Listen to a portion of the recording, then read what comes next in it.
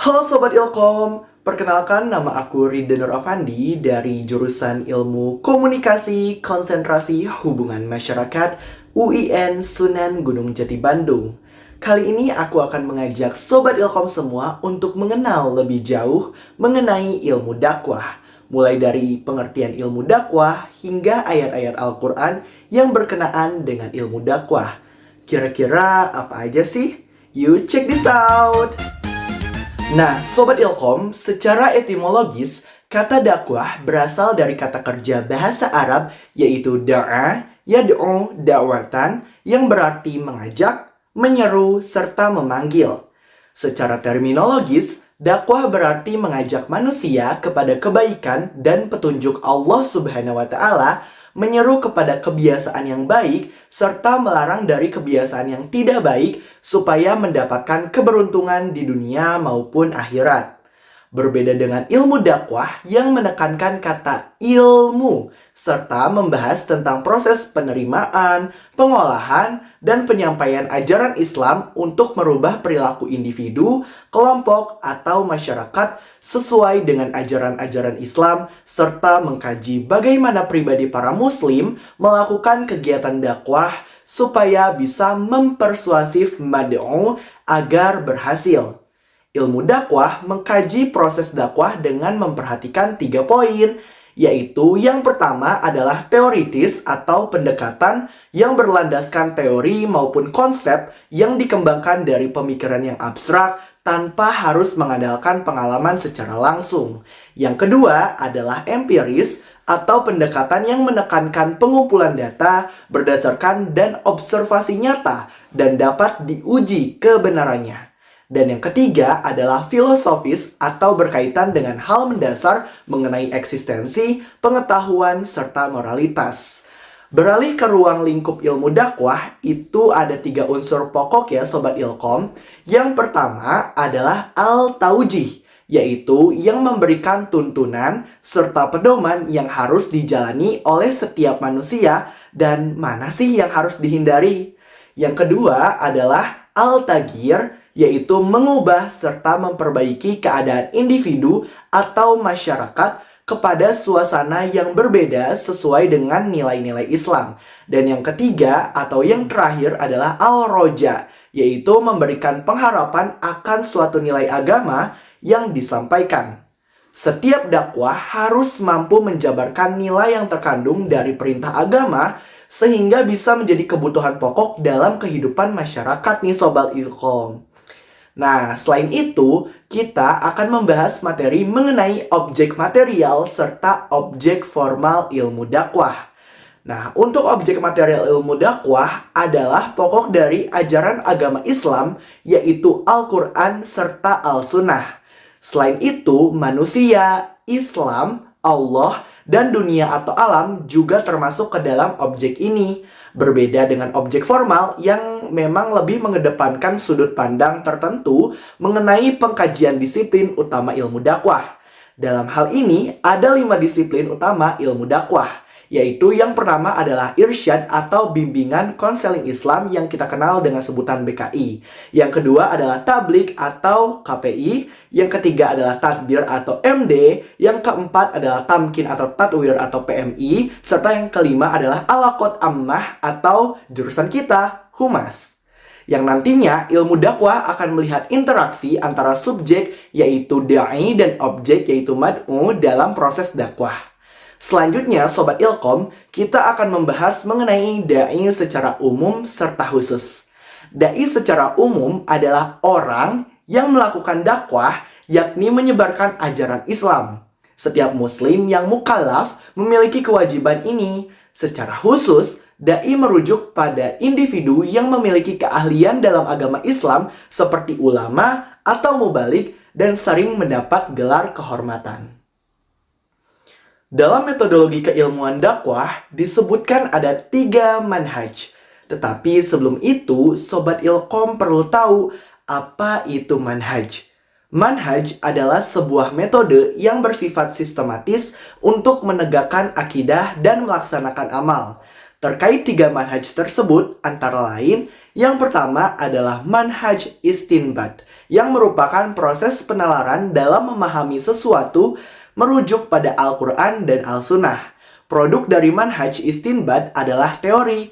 Contohnya, dalam menetapkan hukum wajibnya sholat, seorang ulama mengumpulkan berbagai dalil dari Al-Quran dan hadis yang menunjukkan perintah untuk melaksanakan sholat. Kesimpulan ini diambil setelah menganalisis semua sumber hukum yang relevan. Kedua, manhaj iktibas, yang merupakan proses penalaran dalam memahami apa itu dakwah dengan meminjam dan menggunakan teori sosial atau penjelasan perilaku manusia seperti sosiologi, antropologi, komunikasi, ekonomi, maupun psikologi. Contohnya, seorang dai menggunakan kutipan dari kitab-kitab klasik untuk menjelaskan hukum zakat. Ia merujuk para pendapat ulama terdahulu yang telah disepakati sehingga memperkuat argumennya. Dan yang terakhir, manhaj istiqro, yang merupakan proses penalaran dalam memahami apa itu dakwah dalam tataran yang bersifat empiris melalui kegiatan penelitian yang mengacu grand teori dan produk istinbat.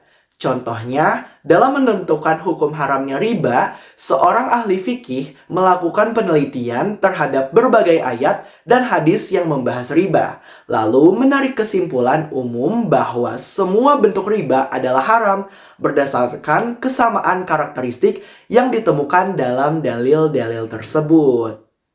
Nah, Sobat Ilkom, selanjutnya ada ragam kegiatan dakwah yang dikelompokkan menjadi dua, yaitu yang pertama adalah dakwah bil lisan atau merupakan dakwah yang dilakukan dengan menyebarkan agama Islam melalui media.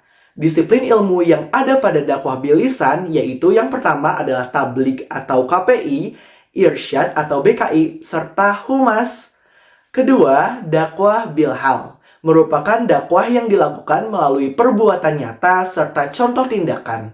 Disiplin ilmu yang ada pada dakwah bilhal yaitu yang pertama tadbir atau MD, tatwir atau tamkin PMI, serta MHU.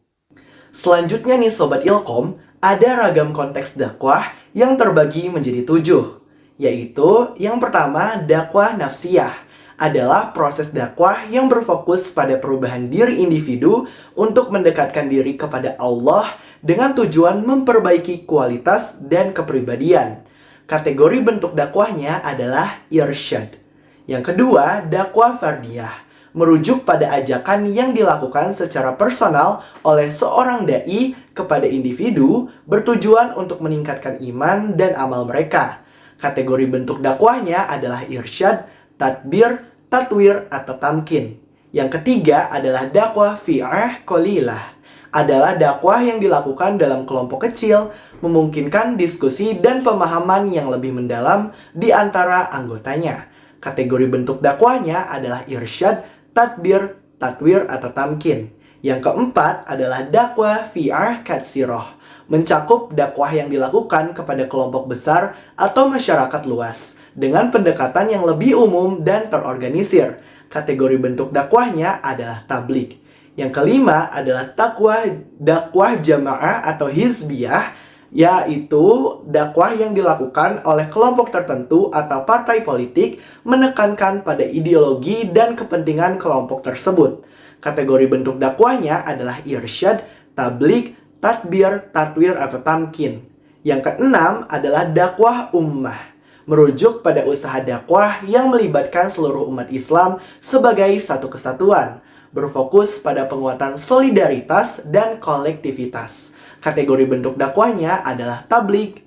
Dan yang ketujuh atau yang terakhir adalah dakwah syu'ubiyah qabailiyah, mengacu pada dakwah yang menekankan identitas, etnis, atau suku dengan tujuan menyebarkan ajaran Islam di kalangan kelompok-kelompok tertentu berdasarkan latar belakang budaya mereka.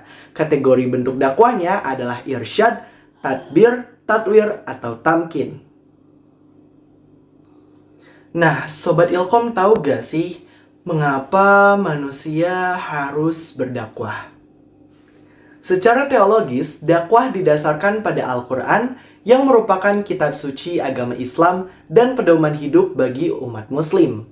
Al-Quran menjelaskan definisi dakwah, legalitas formal perintah berdakwah, pendekatan dakwah, tujuan dakwah, karakter dai atau pendakwah, serta karakter mad'u.